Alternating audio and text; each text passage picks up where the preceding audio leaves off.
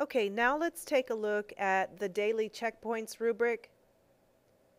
Keep in mind that the first daily grade is for the 13 photos that you will need to bring in by Friday, December 2nd. The other 3 daily grades are for the actual work that you'll be doing in the calendar, completing the calendar months pages. The first checkpoint is for the months of January, February, and March, which means that each of those months needs to be completed. And here on the rubric, you're going to see that the graphics, you will need to include 2 clip art graphics from a source that is available and listed for you on the instructions page. The clip art graphics can only come from that source. You'll see the website listed on the instructions page. The clip art graphics should be well cropped and they should be in focus, not pixelated, not distorted. And your personal photo should be present and it should not be distorted, pixelated. It should be appropriate, meaning that everything in the picture must be school appropriate. You will not be able to have a page in your calendar if it contains a photo with anything that is not school appropriate. So be sure and watch out for that. This means that the people in the photos must not be doing anything inappropriate, wearing anything inappropriate, things in the background cannot be inappropriate for school. So all of these things must be taken into consideration. Please look at your photos very carefully.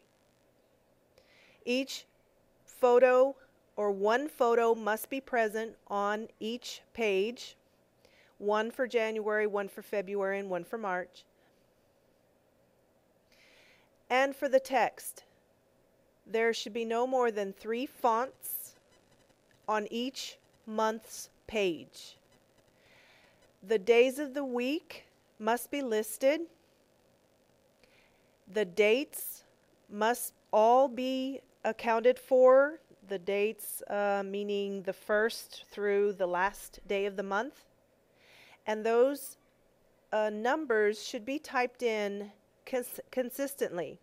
So in one square, one box of your calendar, if the number appears in the top left-hand corner for one day, then the days, the numbers must appear in the top left-hand corner for all of the other days of that calendar page. You must be consistent. For the days of the week and the dates, you must use the same basic non-decorative serif font. The month name and the holiday's text should be in that same legible font. Required holidays are listed for you in the instructions page, and you must include the required holidays for each month.